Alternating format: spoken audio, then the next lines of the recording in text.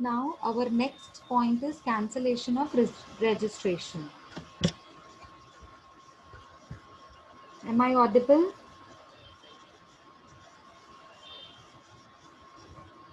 Yes, ma'am. Okay.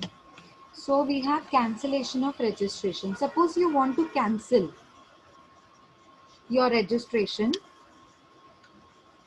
the registration that was done, and now you want to cancel that. Suppose this is the case. So you need to follow section number 29. You need to follow section number 29. Now, following persons are allowed to cancel GST registration. See, there are following persons. These are the persons who are allowed to cancel GST registration. Everybody will not be allowed to cancel for the registration.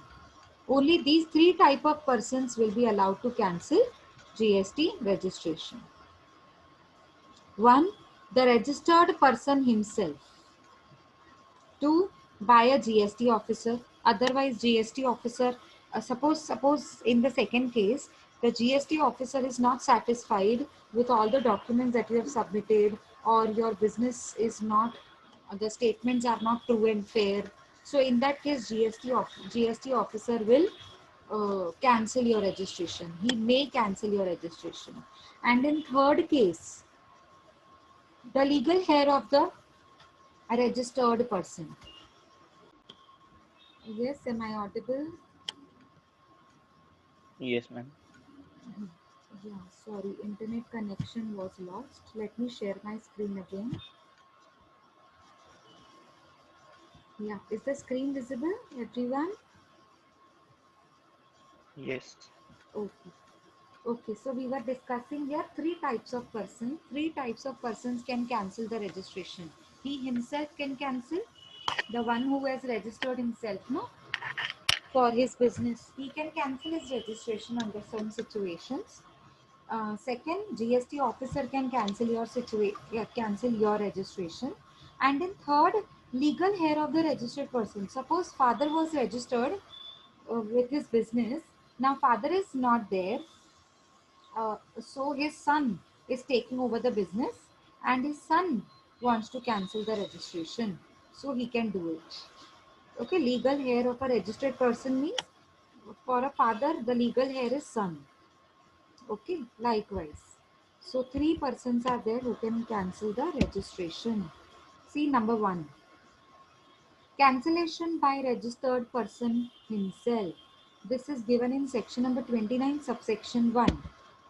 This is given in subsection 2 by the GST officer, and this is given in 29 subsection 3 by legal heir. So number one, cancellation by registered person himself.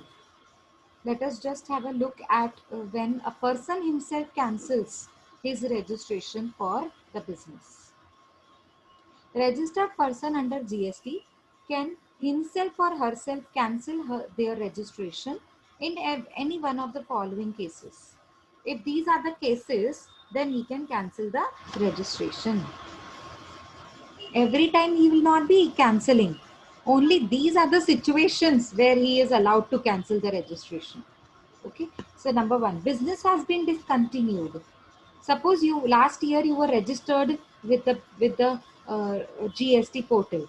In the GST portal you were registered, but now you are discontinuing your business. You are closing down. You are shutting down your business. So in that case, you will have to cancel the registration. Okay, the business has been sold or transferred to some another party. Now the owner was, I mean, you were the owner, but now the owner has been changed. You have sold your business to some another party. Therefore, another party needs to register under GST. क्योंकि अभी वो जो दूसरी party है उसको अलग pan number दिया जाएगा या अलग नाम से बिजनेस ओपन होगा उसका, तो अलग एंटिटी से ओपन होगा, इसीलिए वो उसकी जो रजिस्ट्रेशन होगी वो अलग नाम से अलग पैन से होगी. तो पुराना जो ओनर है उसे तो अपनी रजिस्ट्रेशन कैंसिल करनी पड़ेगी. ठीक है. If there is any change in the constitution of the business, जैसे आपका पार्टनरशिप फॉर्म था, is now converted to private limited company and so on. कुछ ऐसा अगर कॉन्स्टिट्यूशन आपके अपने बिजनेस का चेंज हो गया, जैसे सोल प्रोप्राइटर बिजनेस था, अब आपका पार्टनरशिप फर्म में कन्वर्ट हो गया, आपने दो और अपने भाइयों को लेकर, अपने पार्टनर्स को लेकर अपना बिजनेस कर रहे हैं दिया, पहले सोल कंसर्न था और अब आप वो पार्टनरशिप फर्म में कन्वर्ट कर रहे हैं, या पहले वो पार्टनरशिप फर्म में था, अब आप उसको छोटी सी कंपनी में कन्वर्ट कर रहे हैं, तो रजिस्ट्रार ऑफ कंपनी से रजिस्टर्ड होना पड़ेगा ना। वेरएज पार्टनरशिप फर्म के लिए रजिस्ट्रार ऑफ कंपनी से रजिस्टर्ड होना जरूरी नहीं होता ही नहीं है वो, ठीक है ना। तो अलग अलग कॉन्स्टिट्यूशन है ना सबके, तो अगर आपका कॉन्स्टिट्यूशन बिजनेस का चेंज हो रहा है तो भी आपको पुराना जो कॉन्स्टिट्यूशन था उसका रजिस्ट्रेशन कैंसिल करके न्यू के नाम पे लेना पड़ेगा ना। पहले पार्टनरशिप फॉर्म के नाम पे था, अब वो कंपनी के नाम पे रजिस्ट्रेशन करवाना पड़ेगा, तो पुराना रजिस्ट्रेशन तो कैंसिल करना पड़ेगा ना, तब तो नया हो सकता है, ठीक है। Turnover is not more than 40 lakhs, अगर आपका पहले पहले था 40 lakhs को टर्नओवर को टच कर रहे थे आप, ठीक है, और अब नहीं हो रहा, ये साल भर में नहीं हो रहा, मतलब ये महीने में नहीं हो रहा, या फिर आपने आपने देखा कि आपने सोचा था, एस्टिमेशन लगाया था कि 40 lakhs को टर्नओवर टच करेगा या उसको क्रॉस करेगा, बट हुआ नहीं, आपने पहले से ही रजिस्ट्रेशन ले ली थी, वॉलेंट्री रजिस्ट्रेशन तो ले सकते हैं ना, वॉलेंट्री रजिस्ट्रेशन ले सकते हैं 40 lakhs के नीचे भी अगर आप हैं तो, लेकिन आपको लगा 40 lakhs को टच करेगा या क्रॉस करेगा, बट नहीं हुआ, तो turnover is not more than 40 lakhs और 20 lakhs, ये गुड्स के लिए 40 lakhs है, सर्विसेज के लिए 20 lakhs है, और जो स्पेशल कैटेगरी स्टेट्स है उनके लिए 10 and 20 lakhs goods and services respectively, ठीक है। सॉरी ये उल्टा लिखा हुआ है, ये 20 होना चाहिए, गुड्स का 20 है स्पेशल कैटेगरीज में, और सर्विसेज का स्पेशल कैटेगरीज 10 है ना, इन्होंने पहला गुड्स लिखा है फिर सर्विस लिखा है ना, और जो नॉर्मल स्टेट्स हैं उनके लिए गुड्स का पहला क्या है 40, और जो सर्विसेज है उनके लिए 20। Yes Himanshu, tell me Himanshu. Ma'am जैसे यस जैसे आपने कहा कि अगर टर्नओवर 40 lakhs के बिलो है, बरोबर, जी तो मैम अगर पर्सन रजिस्टर्ड है और जी। ये करंट ईयर में उसका 40 lakhs टच नहीं हुआ टर्नओवर, हम्म हम्म। लेकिन नेक्स्ट ये ईयर में वो जीएसटी अनरजिस्टर कर दिया, तो अगर नेक्स्ट ईयर में वो 40 lakhs के अबव गया, तो अगर वो रजिस्टर करेगा तो कौन सा नंबर फिर से न्यू प्रोसीजर फॉलो करना पड़ेगा?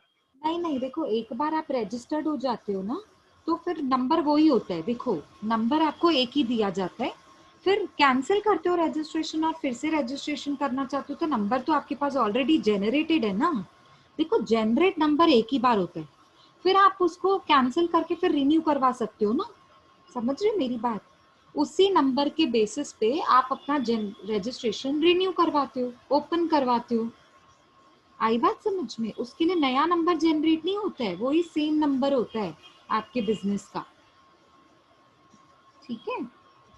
Okay ma'am. हाँ ओके, अभी देखते हैं आगे कैंसलेशन, ये था, ये 4 सिचुएशन थी जब आपको खुद के लिए रजिस्ट्रेशन कैंसिल करनी है, तो जब बिजनेस बंद कर रहे हैं, किसी और को बेच रहे हैं, कॉन्स्टिट्यूशन चेंज कर रहे हैं, और अगर आपका टर्नओवर थ्रेशोल्ड लिमिट को टच नहीं करता, क्रॉस नहीं करता। अब अगर जीएसटी ऑफिसर कैंसिलेशन करता है तो कौन सी ऐसी सिचुएशंस होती हैं, क्यों करता है, मतलब रीजन क्या है, आपको जीएसटी ऑफिसर को बताना तो पड़ेगा ना कि आपके लिए उसने कैंसिलेशन क्यों किया, रजिस्ट्रेशन उसने आपकी कैंसिल क्यों की, जीएसटी ऑफिसर को रिटन स्टेटमेंट देना पड़ता है, क्यों किया, देखो सबसे पहले 4-5 रीजंस कुछ दिए हुए हैं, let us see one by one. GST registration of a person or a business can be cancelled by proper GST officer in one of the following cases. First, अगर आपने कुछ रूल्स रेगुलेशंस जीएसटी के law के provisions, कुछ rules हैं, कुछ regulations हैं, वो आपने वॉयलेट कर दिए, मतलब वॉयलेट का मतलब तोड़ दिए, अगर आपने कुछ रूल्स एंड रेगुलेशंस तोड़े होंगे तो रजिस्ट्रेशन नहीं मिलेगी, मिली भी होगी तो कैंसिल हो जाएगी, ठीक है, आपके लिए एज गुड एज ये पनिशमेंट है कैंसिलेशन ऑफ रजिस्ट्रेशन, क्योंकि आप आईटीसी क्लेम नहीं कर पाएंगे ना, ये आपके आपके लिए तो डिसएडवांटेज हो जाएगा ना, ठीक है। A composition registered person has not filed, second situation क्या है, अगर आप अगर आप कॉम्पोजिशन रजिस्टर्ड पर्सन है और अगर आपने इनकम टैक्स रिटर्न्स फाइल नहीं की है फॉर 3 कॉन्जिक्यूटिव क्वार्टर्स, कॉन्जिक्यूटिव मतलब कंटिन्यूस, जैसे हमारा फर्स्ट क्वार्टर क्या होता है अप्रैल में जून, सेकेंड क्वार्टर क्या होता है जुलाई अगस्त सितंबर, कोई भी आपसे पूछेगा ना सेकेंड क्वार्टर क्या होता है, बिल्कुल मुंह पे जबान पे होना चाहिए जुलाई अगस्त सितंबर ऐसा। फिर थर्ड क्वार्टर क्या होता है अक्टूबर नवंबर दिसंबर, तो 3 कॉन्जिक्यूटिव क्वार्टर्स मतलब अप्रैल टू दिसंबर, 3 कॉन्जिक्यूटिव क्वार्टर्स मतलब अप्रैल टू दिसंबर 9 मंथ्स का होता है 3 कॉन्जिक्यूटिव क्वार्टर। तो ये कंटिन्यूअसली 3 क्वार्टर्स देखा जाएगा आपको। अगर आपने फाइलिंग नहीं की है ना, टैक्स रिटर्न्स नहीं फाइल किए हैं ना, तो आपका रजिस्ट्रेशन कैंसिल किया जाएगा। नॉर्मल रजिस्टर्ड पर्सन जो है उसके लिए who has not filed returns consecutively for 6 months, ये क्या बात कर रहे हैं 3 कॉन्जिक्यूटिव क्वार्टर्स, और ये 6 मंथ्स की बात कर रहे हैं किसके लिए, नॉर्मल रजिस्टर्ड पर्सन। और कॉम्पोजिशन जो लेने, जो कॉम्पोजिशन स्कीम लेते हैं ना, उनके लिए जो दिया गया लिमिट फाइलिंग रिटर्न्स का वो 3 कॉन्जिक्यूटिव क्वार्टर्स तक देखा जाएगा। अगर तब तक भी आपने नहीं किया तो रजिस्ट्रेशन कैंसिल। मतलब इनके लिए थोड़ा ज्यादा टाइम दिया है, इनको सिर्फ 6 मंथ्स का टाइम दिया, 6 मंथ्स मतलब 2 क्वार्टर्स बोला जाए। 6 मंथ्स को क्वार्टर्स में तो 2 क्वार्टर्स होते हैं ना, 6 मंथ्स मतलब कितने क्वार्टर्स होते हैं 2 मंथ्स, सॉरी 2 क्वार्टर्स। और अगर 3 क्वार्टर्स बोले मतलब 9 मंथ्स। देखो घुमा फिरा के वो वही बात कर रहा है, बस यहाँ पे उसने क्वार्टर की बात करी है, यहाँ पे उसने मंथ्स की बात करी है। यहाँ पे इनको 9 मंथ्स तक टाइम दिया जाता है, उसके बाद कैंसिलेशन होती है कॉम्पोजिशन डीलर्स को। और जो नॉर्मल रजिस्ट्रेशन लेने वाले बंदे होते हैं उनको 6 मंथ्स तक देखा जाएगा। फाइलिंग रिटर्न्स नहीं किया 6 मंथ्स तक तो रजिस्ट्रेशन कैंसिल। फाइल तो करने पड़ेंगे, रिटर्न्स तो फाइल करना जरूरी है। पता कैसे चलेगा आपकी इनकम कितनी जनरेट हो रही है बिजनेस में, इनकम के ऊपर ही तो जीएसटी चार्ज होती है, सॉरी इनकम नहीं मतलब टर्नओवर, सॉरी आपका टर्नओवर भी तो चेक करना है ऑफिसर को। तो आप रिटर्न्स फाइल ही नहीं करोगे तो कैसे पता चलेगा कितना परचेज कितना सेल हुआ बिजनेस का। ठीक है, तो 6 मंथ्स तक आपको टाइम दिया जाता है। वॉलेंट्री रजिस्टर्ड पर्सन जो होते हैं, जो वॉलेंट्री रजिस्टर करते हैं ना अपने आप को, कंपल्सरी रजिस्ट्रेशन सेक्शन नंबर 24 के अंडर में वो नहीं आते हैं।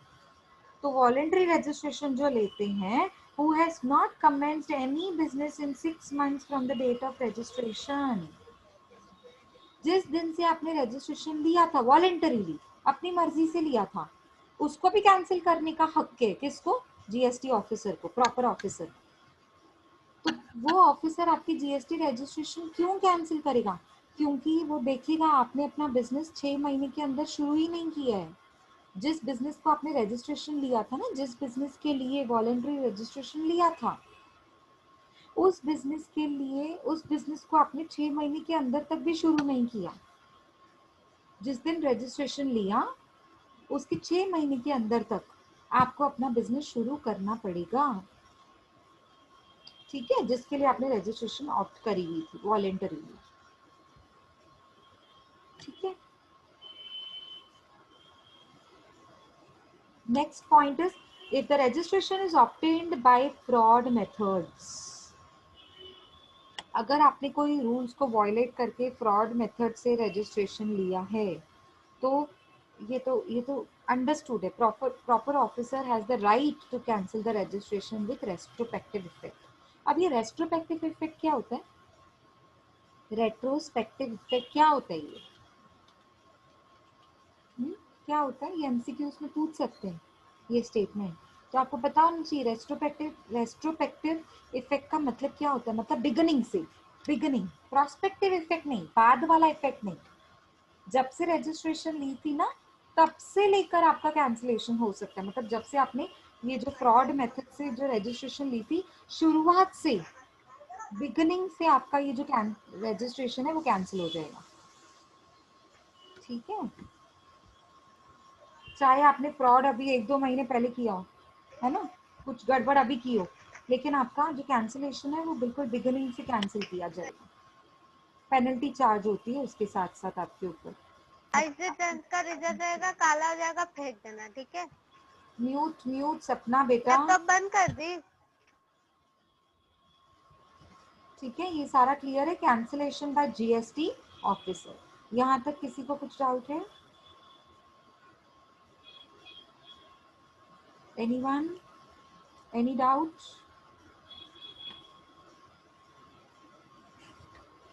डाउट है कुछ? नहीं तो आगे बढ़ें।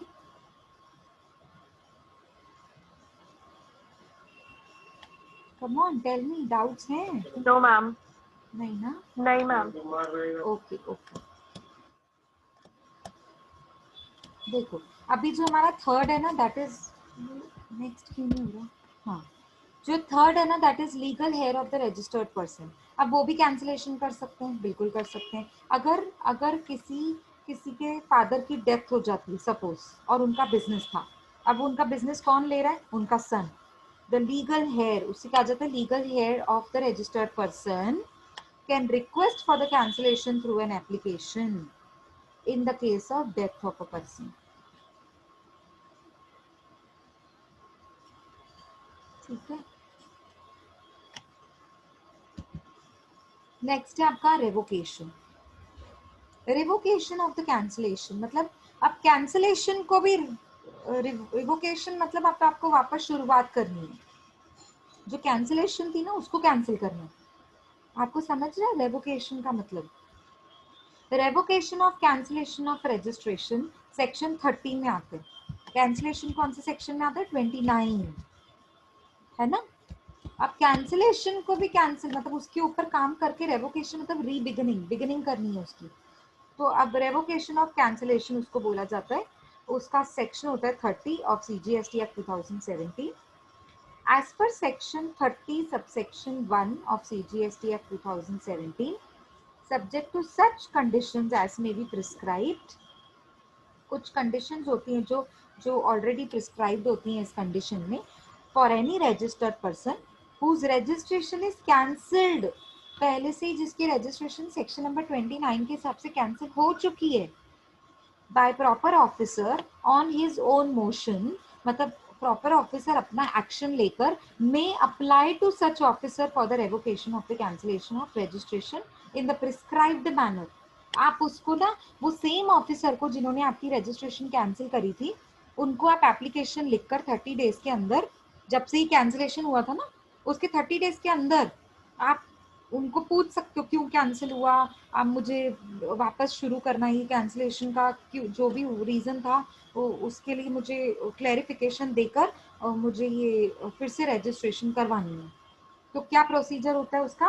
30 डेज के अंदर, विद इन 30 डेज जब से आपका कैंसिलेशन ऑर्डर आया था, 30 डेज के अंदर आपको एक एप्लीकेशन लिखकर प्रॉपर ऑफिसर को सबमिट करना होगा। ठीक है। तो as per the section 30 subsection 2 of CGST Act 2017, the proper officer may in such manner and within such period as may be prescribed by order either revoke the cancellation, या तो cancellation रोक देगा of the registration, और reject the application, या फिर वो clarification अगर उसको justified नहीं होगी, मतलब उसको लगेगा कि ये जस्टिफाइड क्लैरिफिकेशन नहीं है, ये जो फ्रॉड उन्होंने किया था, कोई भी रीज़न हो सकता है ना। देखो ये जो उन्होंने फ्रॉड किया था, या फिर उन्होंने बिजनेस कमेंट्स नहीं किया था 6 मंथ्स के अंदर, या रिटर्न्स फाइल नहीं किए थे एक टाइम के अंदर, कॉम्पोजिशन के लिए होता है 3 क्वार्टर्स और नॉर्मल रजिस्टर्ड पर्सन के लिए होता है 2 क्वार्टर्स मतलब 6 मंथ्स, या फिर आपने कोई रूल्स एंड रेगुलेशंस वायलेट किए थे, तो जीएसटी ऑफिसर ने आपका कैंसिलेशन किया था ना रजिस्ट्रेशन, तो जब से कैंसिल किया उसके 30 डेज के अंदर आपको एप्लीकेशन देना होता है। किसको? प्रॉपर ऑफिसर को। कौन से सेक्शन के अंडर में लिखा हुआ है ऐसा? 30 सबसेक्शन 1। आप उनको रिक्वेस्ट करते हो, क्लैरिफिकेशन देते हो कि आपने कैंसिलेशन की है, वो ये रीजन था, मेरी ये मिस्टेक हो गई थी, एंड ये क्लैरिफिकेशन देते हो आप। ठीक है। तो अगर उनको ये क्लैरिफिकेशन जस्टिफाइड लगती है तो वो रिवोक कर देते हैं। रिवोक मतलब वो कैंसिलेशन को हटा देते हैं, या तो वो रिवोक कर देंगे या तो वो रिजेक्ट कर देंगे एप्लीकेशन, और आपका रजिस्ट्रेशन कैंसिल का कैंसिल ही रह जाएगा। वो किस सेक्शन के हिसाब से होता है? 30 सबसेक्शन 2, जिसमें प्रॉपर ऑफिसर या तो रिवोक करेगा या तो रिजेक्ट करेगा। क्लियर है इतना? Everybody mute. श्रुति, आप लोग प्लीज सारे म्यूट रखिए, बहुत डिस्टर्बेंस हो रहा है बैकग्राउंड में। ठीक है, इतना सबको क्लियर है? Yes. Is it clear? Come on, tell me fast, quickly.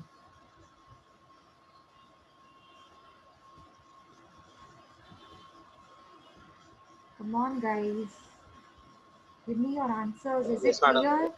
Okay. Provided that the application for revocation of cancellation of the registration shall not be rejected unless the applicant has been given an opportunity of being heard. मतलब आप सीधा उसके application को reject नहीं कर सकते हैं, जब आप एटलीस्ट उनको एक बार उनको बोलने का चांस तो दो कि क्या मिस्टेक हुई थी और क्यों मिस्टेक हुई थी उनसे, मतलब उनको बोलने का चांस, और आप उनका सुनिए कि उनकी ये मिस्टेक क्यों हुई थी, और अगर आपको फिर जस्टिफाइड लगता है उनका रीजन तो आप रिवोक कर सकते हैं। आप मतलब प्रॉपर ऑफिसर, आप उनका ये कैंसिलेशन रिवोक कर सकते हैं, रोक सकते हैं और उन्हें री रजिस्ट्रेशन दे सकते हैं, और या तो अगर जस्टिफाइड नहीं लगेगा तो रिजेक्ट कर सकते हैं।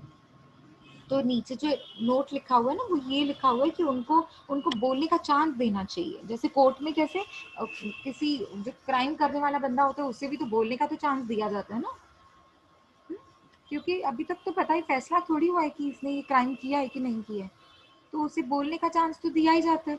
सो सेम केस यहाँ पर भी एप्लीकेबल होता है। अब है ना, we have to such examples. ये मैंने आपको क्लियर करने के लिए कि जो हमने पूरा थियोरिटिकल चैप्टर पढ़ा तो कैसे उसके एग्जाम्पल्स देखो कैसे होते हैं। Mister C of Calicut is trading on his own goods की बात चल रही है, and also acting as an agent of Mister B of Bengaluru.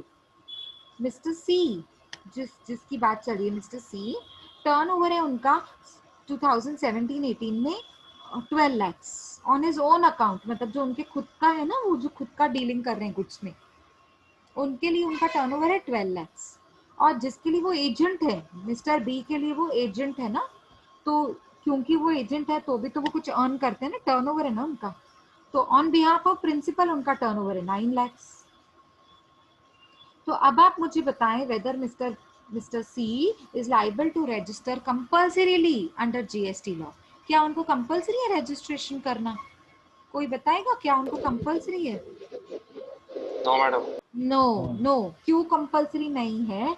क्योंकि आप दोनों को मिलाइए। Because the turnover is less than, yes tell me, the turnover is less than 40 lakhs. 40 lakhs, very good, 40 lakhs per annum. Aggregate turnover per annum का होता है।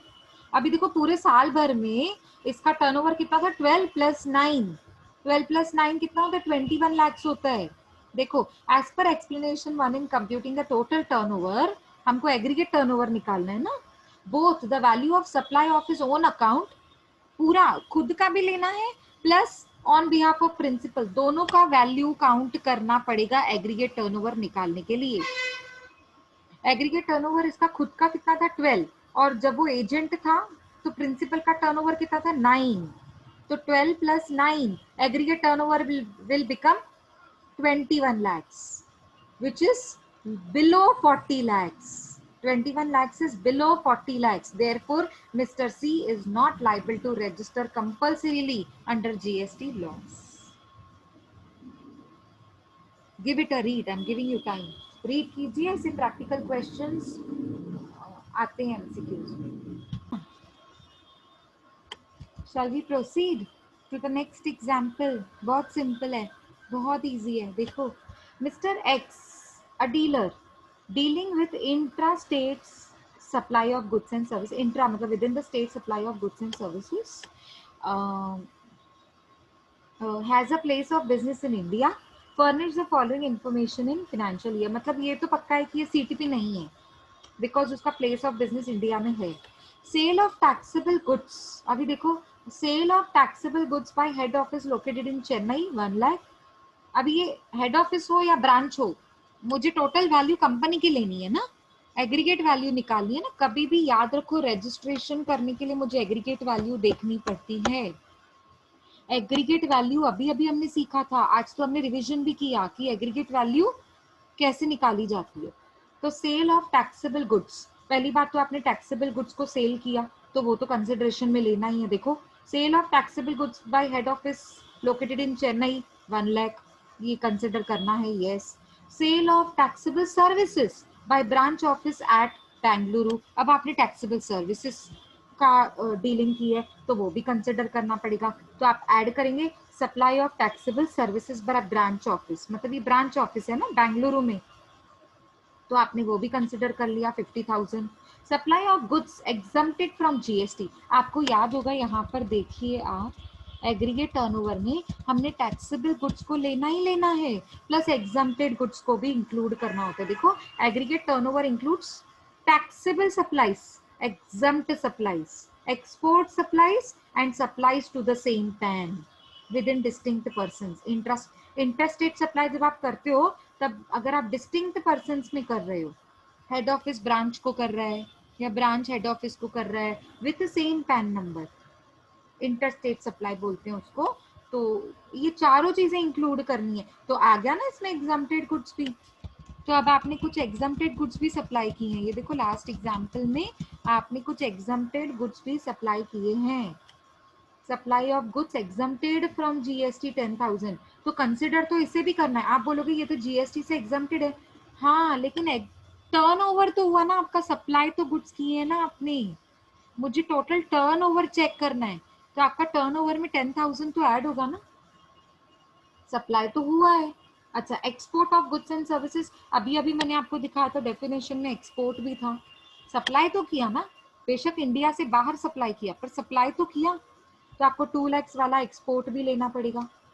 Cell of goods acting as an agent on behalf of principal, आपने ना कुछ goods agent बन के भी बेचे थे प्रिंसिपल के बिहाफ पे, तो वो भी काउंट करना है 15 lakhs। अभी अभी इसके पहले वाले सम में भी तो काउंट किया था, आप एजेंट थे ना, आप मिस्टर बी के आप एजेंट थे, तो मिस्टर बी प्रिंसिपल था, प्रिंसिपल का एग्रीगेट टर्नओवर था वो 9 lakhs था, वो भी तो काउंट किया था एग्रीगेट टर्नओवर में, ठीक है, क्योंकि आप प्रिंसिपल के एजेंट हैं तो आपको तो काउंट करना ही पड़ेगा ना, आप उनके बिहाफ पे सेल कर रहे हैं ना गुड्स को, तो आपने तो काउंट करना ही पड़ेगा। कितना? 15 lakhs, जितना एग्रीगेट, जितना आपने जितने की गुड्स बेचे कस्टमर्स को प्रिंसिपल के बिहाफ पे, ठीक है। अब आप सबको ऐड कीजिए, देखिए 1 lakh प्लस 50,000 1 lakh 50 होता है, 1 lakh 50 प्लस 10,000 1 lakh 60 होता है, 1 lakh 60 प्लस 2 lakhs मतलब 3 lakh 60 होता है,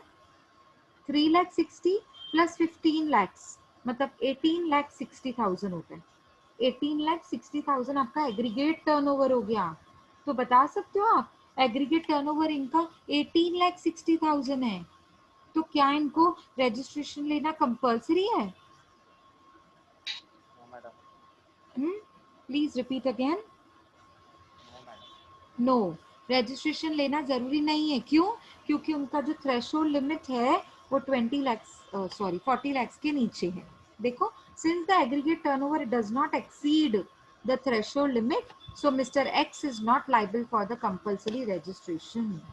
18 lakh 60,000 is below your threshold limit. Therefore, Mr. X is not liable for the compulsory registration. चलो, अब मैंने आपसे एक एग्जाम्पल पूछ लिया कि मिस्टर एक्स को